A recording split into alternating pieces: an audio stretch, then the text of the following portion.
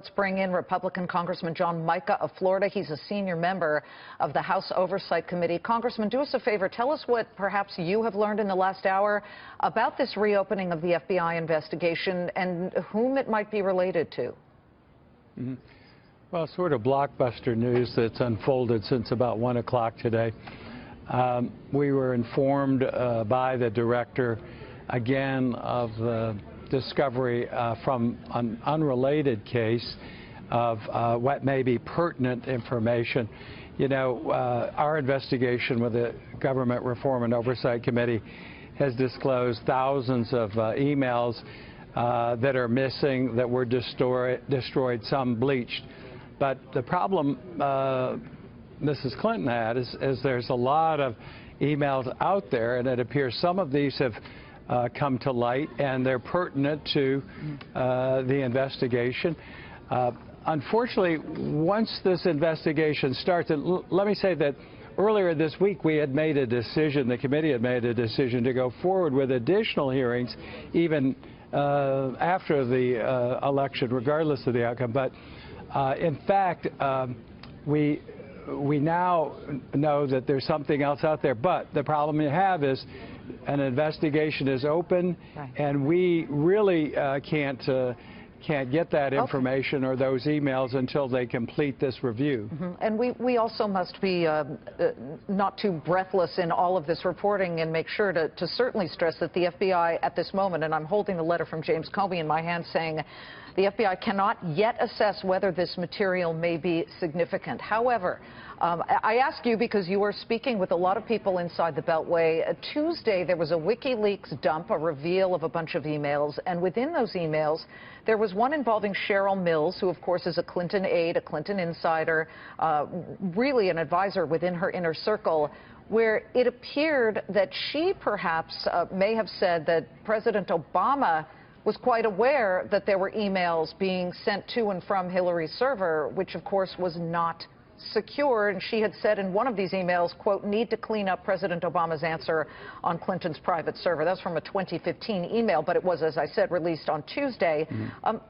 What does this say for your side of all of this on this movement of emails involving even perhaps a president, an email sent to a president where this must be secure?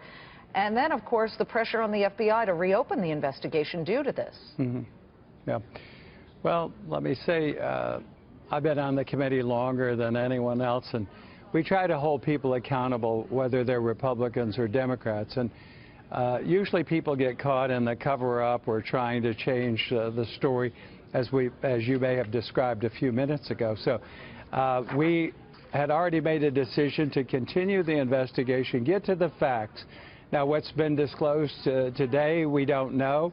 It will be up to the FBI to look at that. When that's finished, then we can look at that. But we have an orderly process that we follow. It's not a political process. And the Hillary folks have gotten themselves into this situation and dragging it out, and now face the consequences of these disclosures coming to light just before the election. Well, you know, again, we don't know if the Cheryl Mills email was the one in question, but we do know this because it was revealed in September. Cheryl Mills was granted partial immunity in this investigation. Would you, as a congressman, moving forward, perhaps move to put forth a bill or some type of law that would not allow people to get this kind of immunity when there are still so many questions, whether it's a Republican or a Democratic investigation?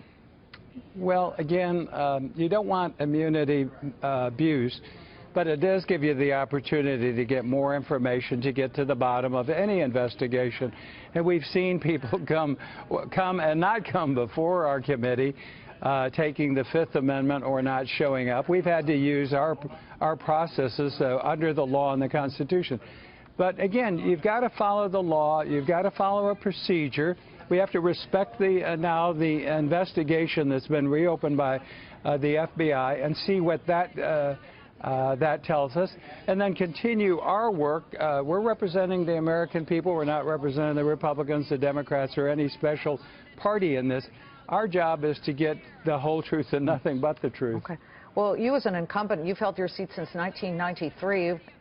No news break or flash here. There's a huge election coming up. How does something like this, in your opinion, perhaps affect the election overall, both down ballot and the presidential?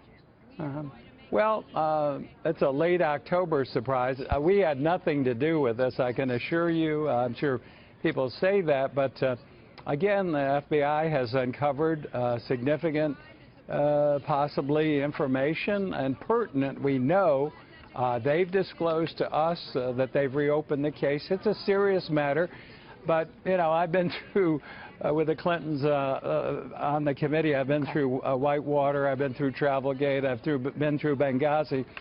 So they get themselves embroiled in these cases, and now this one they've drug out. You've seen the stalling, the people not answering questions, not even appearing. Right. And some of this evidence will come out, whether it's our term in Congress or later on. It will all be revealed. Congressman John Mica, it's a busy day. We do appreciate you taking time to join us.